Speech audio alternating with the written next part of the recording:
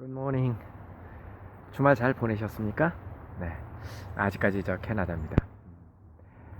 올 여름 정말 캐나다도 이상기후 때문에 조금 예전보다는 조금 덥습니다.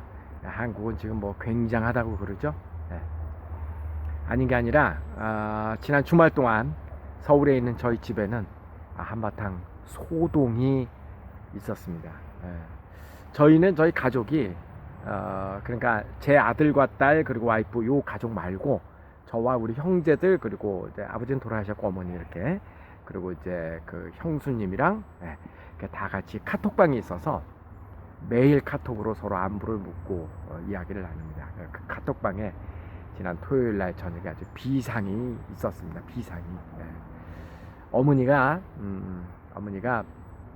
응급실에 가는 아프다고 그래서 저희 사실 그 딸들이 다 근처에 살거든요. 저도 뭐 근처에 삽니다. 그래서 뭐 거의 뭐 저는 저희 어머니 집까지 5분이면 달려갈 수 있고요. 저희 누나들도 뭐 그리 멀지 않게 다 살고 있습니다. 그래서 이제 뛰어갔는데 그래서 막 갑자기 어머니가 막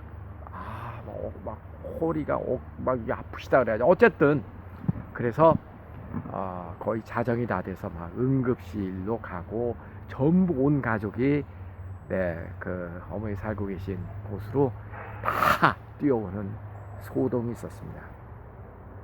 저도 참 이럴 때는 깝깝하죠, 그죠? 형제가 많으니까 참 뭐 그래도 조금 부담이 좀 덜하고요, 그죠? 당장 뭐 돌아가시거나 그런 건 아니라면은 조금 그래도 형제들이 있으니까 어머니가 지금 91살 되셨거든요, 91세. 그러니까 좀 이렇게 멀리서 카톡으로 지켜보는 건 좀 답답하긴 하죠. 그런데 그 사연이 참 우프다라는 말이 딱 맞습니다. 웃어야 되나 울어야 되나. 어머니가 응급실에 가게 된 사연. 그러니까 이쪽 여기 뭐 허리를 잘 못 펴고 막 그래 등짝이 아파갖고 아프셔서 이제 가게 된 건데 그래서 CT 촬영이랑 엑스레이랑 뭐 늦게까지 했는데 결국 큰 이상은 없으셨다고 그럽니다. 그래서 이제 새벽에 다시 귀가를 하셨습니다만은 그 사연인즉 이렇습니다. 어머니가 이제 혼자 사시는데요. 그 아파트에 혼자 사시는데 이 무더위에 얼마나 더우시겠습니까? 당연히 에어컨이 있습니다. 근데 뭐 여러분도 아마 그러시는 분들 계실 겁니다. 노인들은 에어컨 켜는 게 아까워서 그 에어컨은 그냥 전시품입니다. 그러니까 1년에 저는 이제 저희가 어머니 댁에 가면은 그냥 가자마자 에어컨부터 틀죠. 어머 뭐해 이렇게 더운데 그래서 틀죠. 근데 저희 자식들이 가 있을 때만 좀 트는 거고 사실 어머니 혼자 계실 때는 문을 활짝 열어놓고 에어컨 안 켜십니다. 작년에도 어머니가 그런 얘기를 하셨는데 성씨가 여기가 제일 시원하다 그러면서 어디 가서 주무시냐면요, 이 더울 때는 그 목욕탕, 화장실, 아파트 목욕탕 거기 가면 이제 변기가 있고 그 밑에 타일이 있고 그리고 있잖아요. 그 문 열어놓고 그 타일 바닥에 누워 계시면은 거기가 그렇게 시원하답니다. 참.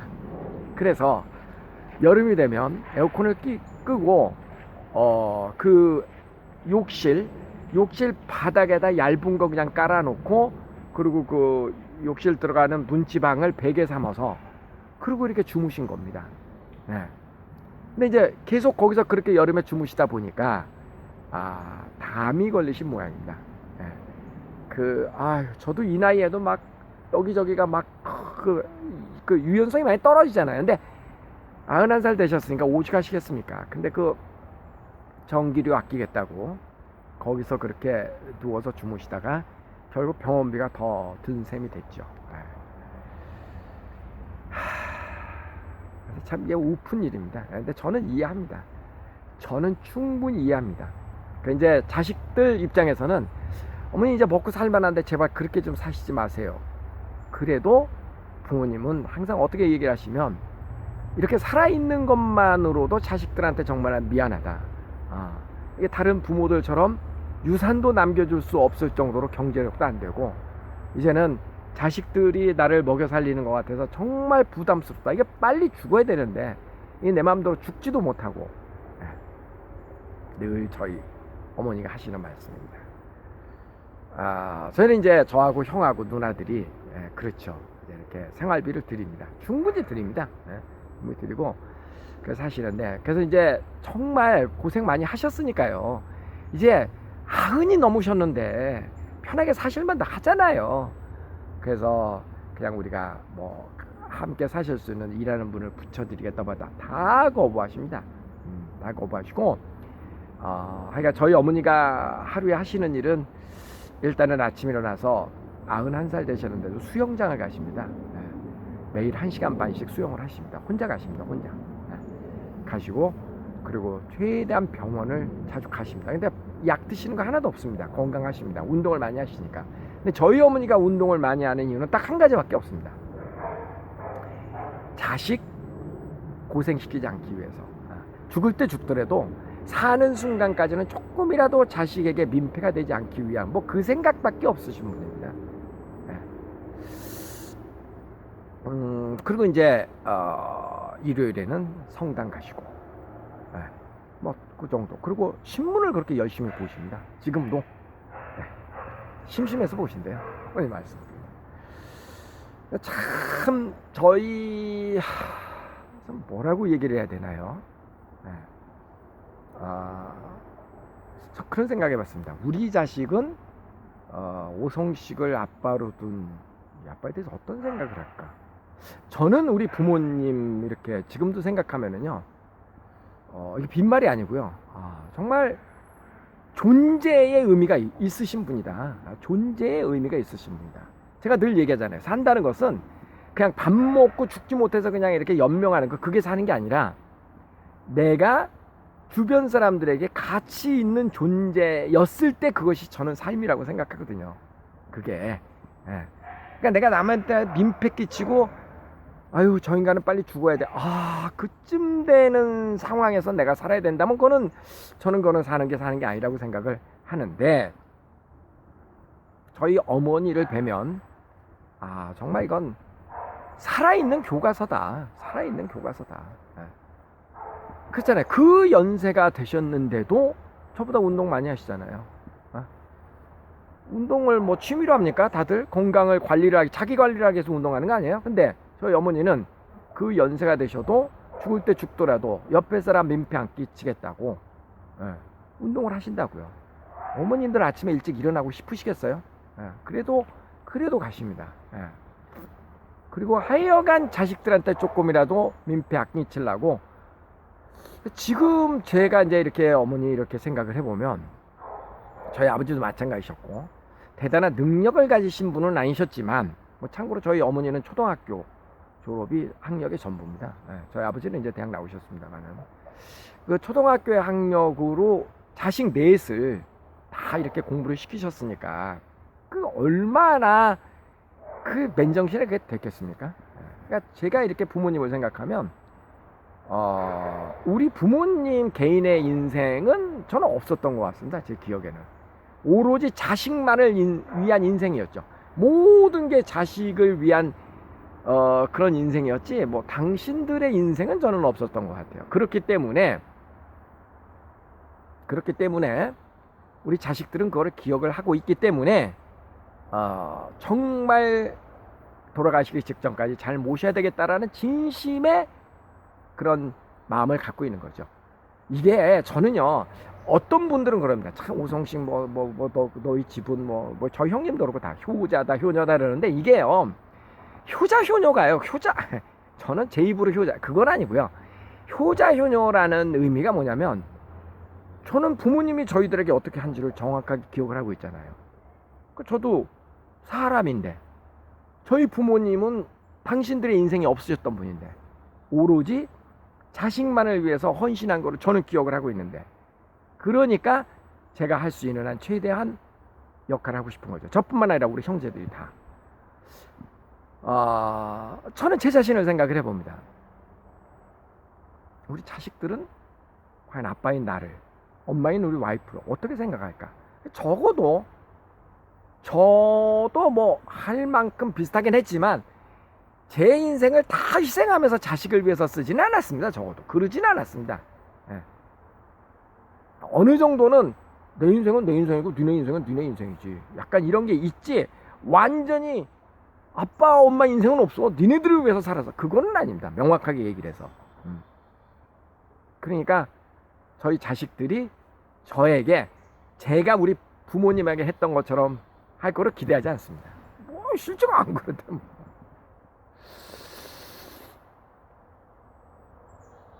지금도 보세요. 저희 어머니가 그 에어컨을 자식에게 전기료 조금이라도 아끼기 위해서, 돈도 벌지도 못하는데 이 노인네가 전기료라도 아껴야지, 그런 마음으로 그 화장실에 그 욕실 바닥에서 주무셨는데, 지금도 그렇게 살고 계시는데, 그리고 새벽에 일어나서 그렇게 운동도 하시고 그러시는데 살아있는 교과서 아니에요? 그 모습을 보고 있으면 제가 돈 막 쓰겠습니까? 펑펑? 그 되나요? 그런 부모가 계시는데 안 되죠. 저도 사람이니까 존재 가치가 있죠. 저희 뭐 그냥 우리끼리 얘기니까 뭐 성격이 그렇습니다. 그냥 다 터놓고 얘기를 합니다.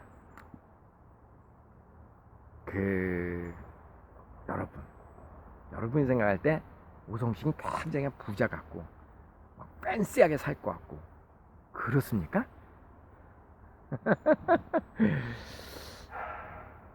그렇지 않습니다. 물론 먹고 사는데 지장 없을 정도의 경제력은 있습니다. 사실 누누이 얘기하지만 전 365일 가운데 거의 350일, 지금도 정말, 저 어제도 여기 토요일이었어요.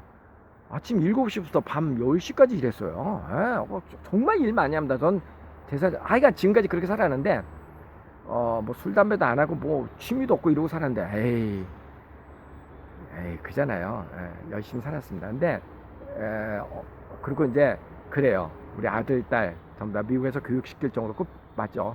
돈 많이 들죠. 그 정도의 경제력은 있지만, 그렇지만요, 지금도 저는 제 돈 내고 비즈니스 타본 적 없습니다.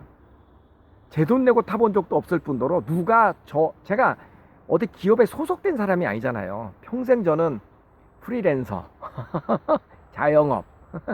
저 혼자, 제가 무슨 뭐, 저도 회사를 운영합니다만은 뭐 구멍가게 같은 조금 회사고, 대단한 뭐 큰 기업도 아니고. 그러니까, 전 늘, 그렇죠. 뭐, 중소기업도 아니고, 그냥 구멍가게, 자영업, 그냥 프리랜서, 혼자잖아요. 그러니까, 제가 무슨 뭐 공무원이었다 그러면 지금 정도 이 나이 되면 뭐 공무원이었으면 어지간하면 비즈니스 타고 다니겠죠. 그죠? 이 나이인데, 내일 뭐 60인데. 근데 저는 그런 사람이 아니니까 비즈니스 뭐 업그레이드 해갖고 몇 번은 타봤지만 저 돈 내고 비즈니스 타본 적 없습니다. 지금도 1년에 제가 뭐 캐나다를 뭐 4번, 5번, 6번 이렇게 왔다 갔다 하지만 뭐 맨날 이코노미 타고 다닙니다.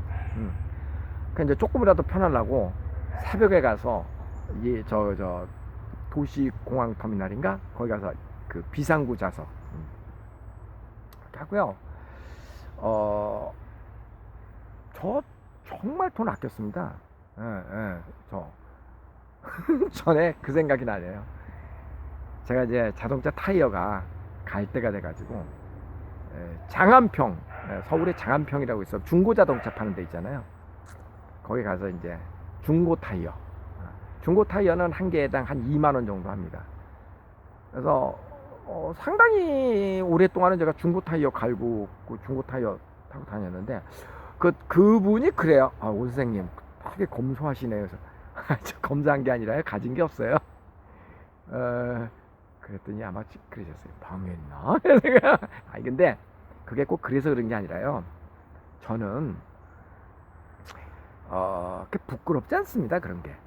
저 중고도 많이 쓰고요. 얼마 전에 그래서 저 사기도 한번 당했잖아요.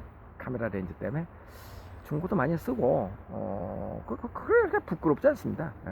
어쨌든 그랬는데 그분이 그러더라고요. 선생님 저 타이어는 중고 어지간하면 끼지 마세요.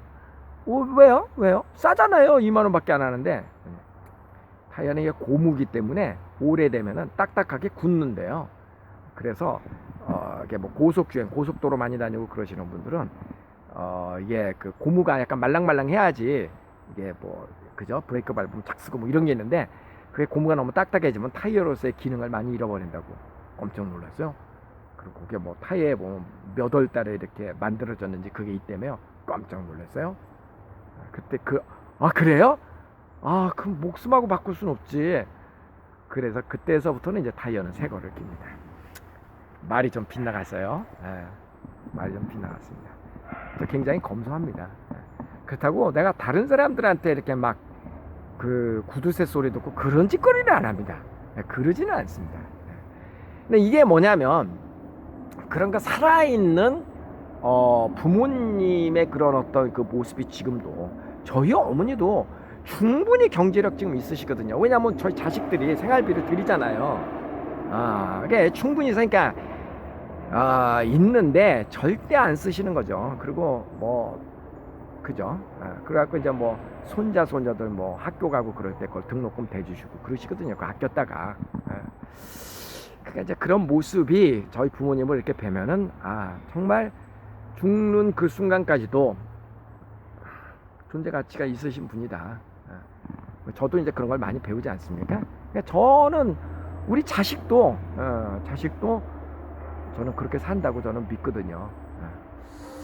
자, 이제 이런 얘기를 오늘 좀 해보겠습니다. 요즘 미안합니다. 제가 말이 좀 긴가요? 그냥 편안하게 저녁 시간에 그냥 이렇게 자장가 삼아서 들으시는 것도 괜찮을 것 같아요. 사실 이 캐나다에 오니까 이렇게 좀 한가하게 이야기도 하지 서울에서는 뭐 이럴 여유도 없거든요. 사실은 아시잖아요, 그죠?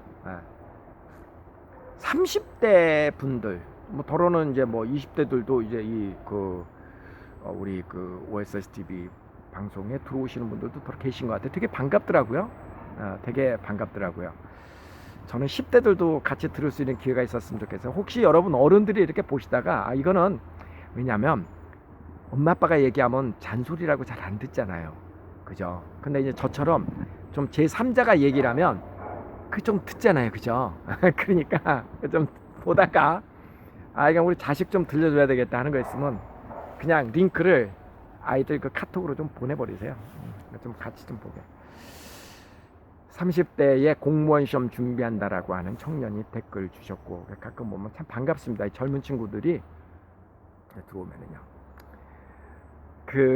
제가 제가 30살이라고 칩시다. 제가 30살 때 35, 37 제가 굿모닝 팝스 할 때 제가 29 그때 이제 굿모닝 팝스 시작을 했는데 30대 초반에 그 당시에 우리 프로듀서 PD 하셨던 분들 보면 지금 생각해 보면요. 기껏 해봐야 저보다 대여섯 살 많아봐야 한 10살 차이밖에 안 났던 분들이에요. 근데 그때는 왜 그렇게 그분들이 막 어른스럽고 막 한참 인생의 선배 같고 뭐 어마무시한 어른들 같고 그랬거든요. 지금 30대 분들이 제가 이제 59이라 그랬잖아요. 내일 모레 60인데 거의 30살 가까이 차이 나는데 여러분이 지금 저 이렇게 보고 그러면 와 어마무시하게 와 어른이다. 형 이렇게 부르긴 조금 그렇죠, 그죠? 느낌에. 근데요 살아보니까요 에이 그거 아니더라고요. 똑같더라고요. 저는요 제가 뭐 지금도 마찬가지입니다만은 이제 예를 들어서 10명의 나보다 나이가 많으신 분들이 주변에 있다고 치자고요. 근데 대체로 나이 많은 사람하고 있는 거 저도 싫습니다. 솔직하게 얘기해서. 왜냐면 말들이 많잖아요. 이런 얘기하면 또 좀 잔소리 들으려나? 그냥 뭐 인생을 살아보니 이랬다 저랬다. 나도 지금 그러나? 듣기 싫으면 안 들으면 되잖아. 가세요. 아이가 그러면 이제 우리는 네 맞습니다. 그렇잖아요. 저도 나이 많은 사람하고 옆에 있는 거 별로 안 좋아합니다. 사실은 여러분도 마찬가지일 거예요. 그런데 개 중에는 드물게 10명 중에 1명 아주 드물게는 연세가 들어도, 연세보다는 이럴 때는 나이라는 표현이 맞아. 나이가 조금 있어도 참 유쾌하고 편하고 별로 불편하지 않는 그런 분들이 계십니다. 있어요, 그런 사람들. 너무너무 좋죠, 그런 분들 보면. 그리고 제가 늘 그런 생각을 했습니다. 나도 나중에 80, 90까지 살려나? 80, 90이 되는 나이가 돼도 젊은 사람들이 나하고 같이 놀고 나하고 같이 있고 좀 그럴 수 있는 편안한 사람, 좀 쓸만한 인간이 되었으면 좋겠다. 그게 참 저의 소원이에요. 저 정말 그러고 싶거든요. 정말 남녀노소 할 거 없이 저 오성씨가 같이 있으면 참 좋겠다, 즐겁겠다. 저 정말 그러고 싶습니다. 근데 이게 죄뿐만 아니라 모든 사람의 소원일 거예요. 모든 사람의 소원일 거예요. 문제는 자기가 어떻게 하느냐에 달려있는 거지. 그죠? 나이 든 사람이 어떻게 하느냐에 따라서 젊은 사람들이 좋아할 수도 있고, 아유 꼰대. 예. 앞에서 내놓고 돌아서면 와, 만세다 그럴 수도 있잖아요. 그죠? 그럴 수 있죠. 근데 어쨌든 저는 그게 소원인 사람이고요. 나이는 숫자에 불과하다라는 말은, 그 말의 의미는 정말 나이가 들어도 숫자에 불과하게끔 행동을 하는 나이 드는 사람들에게는 그 말이 정말 맞는 얘기입니다. 그리고 저도 그러고 싶은 사람 중에 하나입니다. 사실은요. 제가 왜 이런 얘기를 지금 하고 있냐면요. 우리 얼마 전에 이렇게 가끔 들어오는 30대, 20대 이런 분들이 참 반가워서 그냥 가지 말고 저하고 같이 놀자. 같이 자주 오세요. 친구가 돼줄게. 그런 의미에서 제가 지금 하는 얘기입니다. 30대, 뭐 20대 후반 대학 졸업하고 이런 분들, 강아지가 오네? 어머네? 네. 잠깐 그러면 좀 참, 혼자 떠들고 있는데 이렇게 강아지가 오고 그러면 조금 쑥스럽긴 해요. 그래도 이 언니는 예쁜 언니네. 그래도 나도 남자라고 또 예쁜 언니 보면 또 좋아서 뭐 어쩔 수 없지 뭐. 자, 그건 그거고. 다시 어디까지 얘기했지? 20대 30대 되면은요, 그 제일 고민이 많죠. 그죠? 정말 앞으로 뭘 어떻게 하고 살아야 되나, 뭘 먹고 살아야 되나, 직업은 뭐 해야 되나, 참 많이 힘드시죠. 더군다나 요즘 우리나라의 환경에서는 많이 힘들 거로 예상을 합니다. 그런데 제가 지난번에 그런 얘기 하지 않았나요? 저는 제가 갖고 있는 거를 다 준다 그래서 다시 젊음으로 돌아가면은 그 도전을 다시 한번 해보겠느냐, 전 기꺼이 합니다. 그 얘기는 뭐냐면은요, 저는요, 그 성공한다, 감히? 네. 그러니까 그냥 가정을 합시다. 성공하는 데는 하나의 룰이 있어요. 룰이 있고 그 룰이 어렵지 않습니다. 단지 가르쳐줘도 대부분이 실행을 못하기 때문이죠. 네. 저의 방법을 한두 가지만 좀 소개를 해볼까요? 네. 예를 들어서 저는요, 절대 살면서 쉬운 길을 택하지 않습니다. 일부러라도 저는 쉬운 길을 택하지 않습니다. 왜냐하면 첫째, 쉬운 길은 누구나 다 할 수 있는 길이고, 그죠? 쉬운 건 누구나 다 하잖아요. 두 번째, 쉬운 길을 택해 가지고는 사람들에게 감동을 주지 못합니다.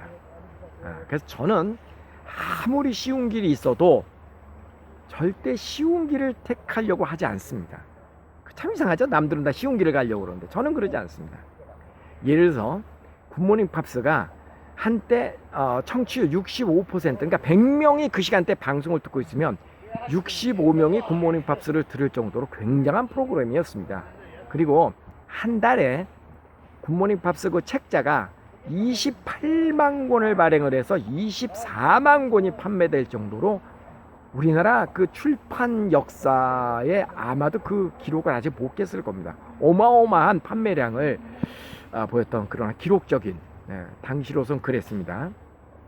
근데 제가 참 무식하게 그 굿모닝 팝스의 진행자 역할을 했던 기억들이 많습니다. 먼저 제가 굿모닝 팝스를 하게 된 과정부터 설명을 드리면요, 저는요 팝송을 모르는 사람입니다.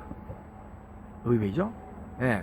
저는 굿모닝 팝스 하기 전까지요, 내 돈을 주고 뭐 레코드 한 장, 테이프 하나, 그때는 CD가 있었나? CD 막 나올 때였나? 처음에 CD 한 장 사본 기억이 없습니다. 그만큼 팝송의 팝자도 모르는 사람입니다.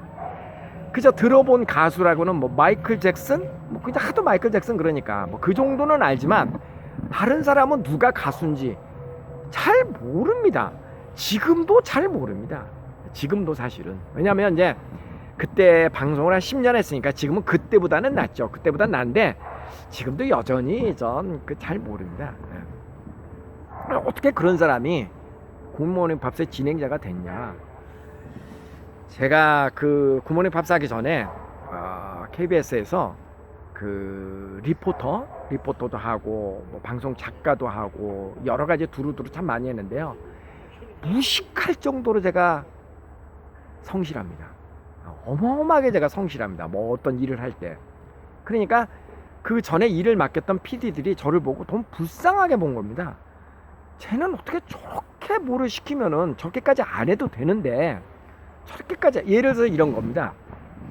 제가 88 올림픽 때 리포터를 했는데요, 리포터 그거 한 꼭지 그 하나 이렇게 리포팅을 하면은 그때 기억으로 3만 원 아마 줬을 겁니다. 3만 원. 예. 그거는 리포트 이렇게 해갖고 편집해갖고 그렇게 주문 끝나는 거거든요. 근데 저는요 그걸 하기 위해서 녹음기를, 요즘은 뭐 전부 이제 디지털이니까 그러지만 그 당시에는 이제 아날로그잖아요. 그러니까 녹음기도 방송용 녹음기는 되게 비쌌습니다. 그 방송용 약간 투박한 녹음기를 삽니다. 제가 100만 원 더 줬을 거예요. 제가 영어 가르치고 알바해가지고 그걸 삽니다. 그리고 그거를 녹음을 해갖고 왔고 방송국에서 편집을 하고 하여간 그 조금이라도 퀄리티를 높이기 위해서 거의 뭐 죽치고 저 올림픽 스테디움 뭐 그다음 뭐 그 선수촌 아파트 이런 데서 인터뷰하려고 그 난리를 부립니다. 그래갖고 다 갖다 바치면 너무너무 미안합니다, 피디들이. 이거 꼴랑 월급 뭐 3만 원밖에 안 주는데 그거 쟤는 그걸 하려고 뭐 저렇게 돈을 쓰고. 근데 저는 피디님 전 정말 즐겁습니다. 무슨 말씀이에요? 이런 기회를 얻는 게 어딘데 너무너무 즐겁습니다. 행복합니다. 막 그러거든요. 참 저한테 일을 시킨 사람들은 예나 지금이나 굉장히 기특해 합니다. 참 기도 조그만 참 저 사람 보면 참 너무나 열심히 하고 성실하게 하니까 아주 다 감동을 받습니다. 근데 어쨌든 그렇게 해서 어느 날 그 PD가 굿모닝 팝스 한번 해보지 않겠느냐고.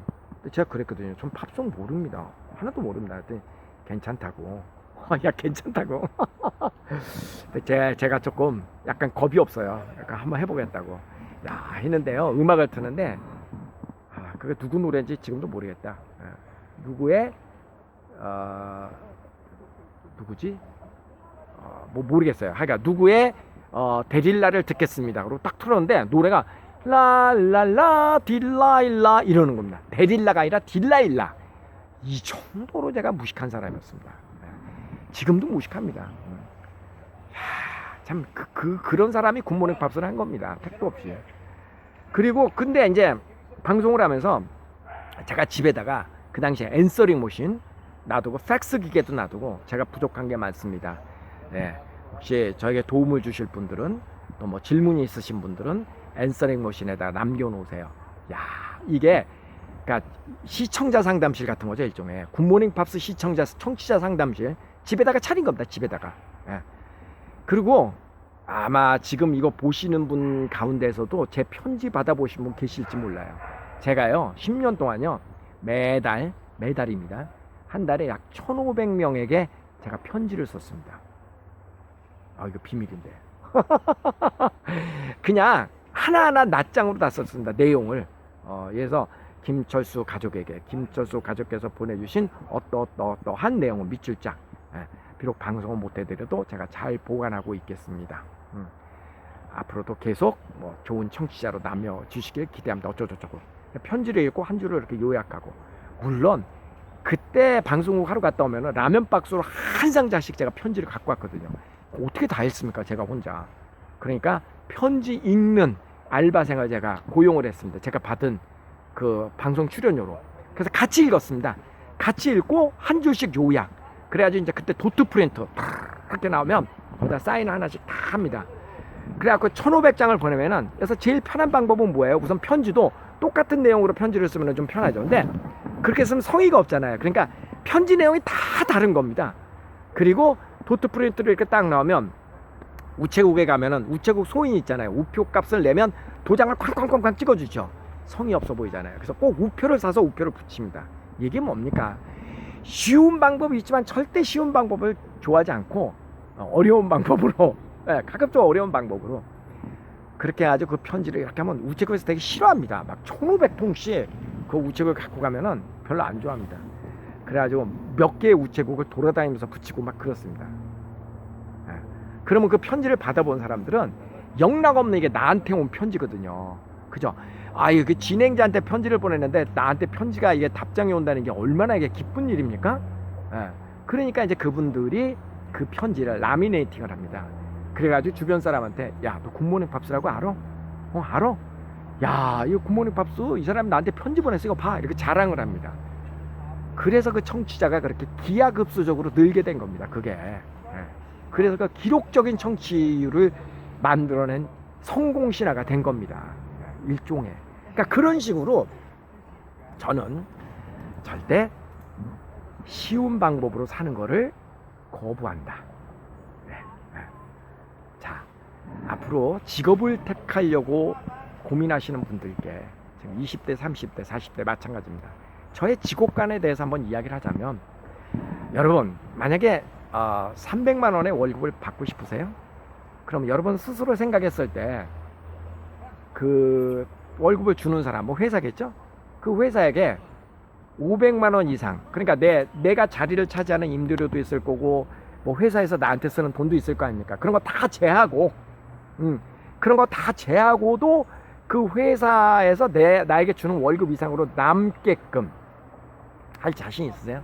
다시 얘기해서 그냥 좀 쉽게 얘기하면, 좀 쉽게 얘기해 볼게요. 내가 300만 원의 월급을 받으면 나는 저 사람이 나를 고용함으로써 적어도 저 회사에서 한 2천만 원을 번다, 나로 인해서. 그러면 이 비용 저 비용 다 제하고도 사장이 한 300만 원 남을 수 있을 것 같다. 그 정도 자신하세요?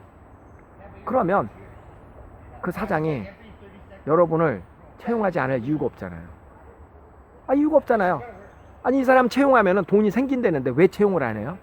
근데 이 사람을 썼는데 이게 돈이 안 남을 것 같아. 그럼 채용할 수 없잖아요. 어떻게 채용해? 그런 거 아닌가요? 지금 우리 방송 듣고 있는 분, 전 지금 방송하고 있잖아요. 물론 이거 돈 되는 거 아닙니다. 방송을 하고 있지만 이것도 같은 논리입니다. 저는 어떤 생각으로 지금 이 방송을 하냐면, 그래, 이 제가 아무 영양가 없는 얘기를 해대면, 자식 거 시간만 없는데 쓸데없는 소리를 그저 시간 낭비시키고 있어, 짜증나, 그러고 가겠죠. 그죠? 그럴 수 있죠. 그러니까 그 얘기는 뭐예요? 뭔가 여러분에게 시간 투자한 거 이상으로 의미가 있고 도움이 되니까 이거 지금 보고 계신 거 아닌가요? 저는 제가 직업을 행함에 있어서 이런 자부심이 있습니다. 내가 어떤 일을 함에 있어서, 야, 내가 만약에 누구하고 인터뷰를 하잖아요. 저는 취직 인터뷰하고 떨어져 본 적이 없어요. 왜냐면 말을 잘하기 때문에 그런 것도 있지만, 그거 떠나서 마음가짐이 항상, 야, 나를 쓰는 사람은 진짜 복되도다, 진짜 복 받은 것 같다. 왜냐면 이 세상에 아마 나같이 성실한 사람 없을걸? 나같이 아마 정말 월급 이상으로 도움이 되는 사람 없을걸? 저는 그런 자부심이 있습니다. 있습니다. 지금 하는 일에 대해서도 그런 자부심이 있습니다. 야, 복되도다. 아니, 얼마나 나라를 구했으면 이 오성식하고 인연을 맺었지? 제가 지금 유학 쪽에 일을 하잖아요. 아니, 어떤 얼마나 저 지구를 구했으면, 자, 여러분, 나에게 아이를 맡길 수 있는 기회를 가졌지? 건방지지만 그럴 정도로 자부심이 있습니다. 그 얘기는 후회하지 않게 만들어 드릴, 그러니까 제가 지금까지 어떤 일을 함에 있어서도 제가 그 대학교 때도 유명한 가입공부 선생이었거든요. 저는 하루 종일 내가 맡고 있는 학생들 생각만 머릿속에 꽉 찼습니다. 머릿속에 꽉 찼어요. 그래서 아이들이 다 나중에 좋은 결과를 얻었습니다. 제가 영어를 잘 가르쳐서라기보다도 오로지 그 아이에 대한 생각만 하고 있으니까. 그 사랑 아닌가요? 그러니까. 자, 제가 한마디 꼭 여러분에게 전해주고 싶은 것은요, 여러분, 직업을 가짐에 있어서 나도 중요하지만 나에게 돈을 주는 상대방도 되게 중요합니다. 상대방의 입장을 한번 생각을 해서 직업을 한번 가져보세요. 그 얘기 뭐냐면, 저는 이런 거를 정말 싫어합니다. 뭐냐면, 어떤 사람이 교수가 되려고 한다고 칩시다. 그러면 교수는 뭐죠? 연구하고 학생들을 가르치고, 그게 교수의 본업이잖아요. 그러면 정말 나는 그러고 싶다, 나는 연구하고 싶고, 나는 평생을 연구하고 싶고, 나는 평생을 아이들을 가르치고 싶고, 그런 사람만이 교수를 해야 됩니다. 그런데 더러 얘기해 보면은 방학이 길다, 65세까지 정년이 보장된다. 정말 싫습니다. 그런 얘기 들으면 너무너무 싫습니다. 여러분, 공무원 시험을 준비하시는 분들, 물론 공무원은 안정적이죠. 안정적입니다. 정년이 어느 정도 보장되고 안정적이지만, 공무원의 본질이 뭡니까? 내가 국민들에게, 사기업이 아니잖아요. 그러니까 정말 국민에게 봉사하는, 나라를 생각하는 마음으로, 봉사하는 마음으로 나는 그 직업을 택하고 싶다, 그런 마음을 가진 사람이 공무원을 하는 겁니다. 의사가 되고 싶다? 그것도 마찬가지죠. 똑같은 논리로 정말 아픈 사람을 치료해주고. 근데 아프다고 밤에 전화했는데, 이 시간에 왜 전화라고 그래? 의사하면 안 됩니다. 그런 사람이 의사하면 안 됩니다. 정말 아픈 사람을 사랑할 줄 아는 사람, 그런 사람이 의사를 해야죠. 전 진짜 그래서 정말로 그렇게 생각합니다. 그러니까 그 직업의 본질, 그런 거를 생각한다 그러면은 일단은 그게 제일 중요한 거고요. 직업을 갖는 데 있어서. 그 다음 두 번째, 저는 이게 또 좀 욕먹을 소리인지 모르지만 요즘 직장 구하기 어렵다고 많이 이야기를 하는데, 지금도 지방의 제조업 이런 데 가면은 일자리가 되게 많잖아요. 물론 여러분 뭐 그런데 가라는 얘기는 아니고요. 사람이 그렇잖아요. 그 기업 입장에서는 쓸 인재가 없습니다. 사람이 없어서 직원을 못 씁니다. 실제로. 사람이 없습니다. 직장을 구하는 사람 입장에서는 직장이 없다고 그러는데요, 사람을 구하는 입장에서는 쓸만한 사람이 없습니다. 왜냐하면 나는 이만큼 300만 원을 주는 직장인데 그 가치를 못한다고 생각하니까 쓸 사람이 없는 거죠. 그죠? 그럼 만약에 여러분이 300만 원을 받고 싶은데 나는 500만 원 이상의 가치가 있는 사람이야, 그러면 직장 구하는 거 어렵지 않습니다. 어렵지 않습니다. 단, 내가 그 능력이 안 되는데 그걸 원하니까 안 되는 거죠. 예를 들어서 난 그래도 대학도 나오고, 그러니까 나는 기왕이면은 서울에, 그것도 기왕이면은 강남구 쪽, 이런 데서 직장을 구하고 싶다. 저기 지방이나 이런 데 싫다. 그러면 능력이 되면은 할 수도 있는 거고, 능력이 안 되면 못 하는 거죠. 그러니까 그렇다고 해서 그걸 굳이 커피숍이라든가 이렇게 임시직 쪽으로만 계속 하는 거, 그거는 조금 그렇잖아요. 그죠? 그러니까 저는 지방에 가서도 제조업 같은 데 가서 일하다 보면, 그리고 거기에서 일하다 성실하게 일하다 보면 또 뭐가 생길 거고, 또 성실하게 일하다 보면 또 뭐가 생길 거고. 그래서 저는 예를 들어서 좋은 직장이 구하기 전까지는 놀면 안 되고요, 그 순간이라도 뭔가를 하고 있어야지 된다고 생각합니다. 그래서 이제 조금 더 좋은 직장으로 가고, 조금 더 좋은 직장으로 가고, 그리고 이게 직장 인터뷰할 때도 그냥 직장을 가지려고 하는 마음이 이렇게 좀 뭐랄까, 요즘은 돈보다도 문화생활이 중요하고 이게 다 멋진 얘긴데요, 사실 우리나라의 현실적인 입장이 그렇게 멋있지 않습니다. 그렇게 멋있지 않습니다. 제가 지금 몇 년째 지금 이 같은 직종에서 일하고 있는 사람입니까? 영어 교육 쪽에서 일한 지가 제가 지금 30년이 뭐야? 30년, 대학교 때서부터 했으니까 20살 때부터 했으니까 30, 40, 50, 거의 50년? 40년 가까이 됐잖아요. 그렇게 40년을 한쪽 계통에서 일을 했음에도 불구하고 지금도 날밤새고 토요일 일요일 없이 일하지 않으면은 경쟁에서 밀리는 게 요즘 세상이에요. 그런데 어떻게 뭐 9시부터 6시까지 근무하고 휴가 다 차려하고 그렇게 갖고 사기 힘들어요. 현실적으로 제가 볼 때 힘들어요. 우리의 현실에서는 이거 쉽지 않습니다. 물론 뭐 굉장한 능력을 가진 사람이라면 몰라도 쉽지 않습니다. 그래서 조금 어떤 차근차근, 그리고 저는 한술에 배부르게 뭐를 그래 본 적이 한 번도 없습니다. 한 번도. 정말 또박또박 차근차근 한 발 한 발 그렇게 가서 여기까지 왔던 사람이지 뭐 한 방에 훅 이래 본 적 없거든요. 그렇게 한번 해보세요. 충분히 저는 가능할 것으로 믿습니다. 그리고 직장 취직하면 좀 남들보다 일찍 출근하고, 그러니까 일단 몸으로 이렇게 보여주면은요 감동받습니다. 능력이 아무리 뛰어나도 뺀질거리는 것보다 능력이 조금 부족해도 우직하고 남들보다 좀 일찍 일어나고 옆에 사람 챙겨주고 조금 늦게 퇴근하고 이런 모습 보이고 성실한 모습 보이고 그러면 주변 사람들이 다 좋아합니다. 그런 사람들이 결국은 성공을 하는 겁니다. 목이 이제 칼칼해지네. 아유, 허리 아파. 아유, 참 미안합니다. 제가 민폐를 끼친 것 같습니다. 너무나 많이 떠들었네요. 근데 그냥 혼자서라도 이렇게 하소연하고 떠들고 나니까 기분은 좀 좋아지네요. 그러니까 너무 고맙고요. 이제 저희 어머니 보러 이제 저는 내일 한국 가면 이제 도착하겠죠. 여러분 감사합니다. 자, 가위바위보 한번 해보시죠.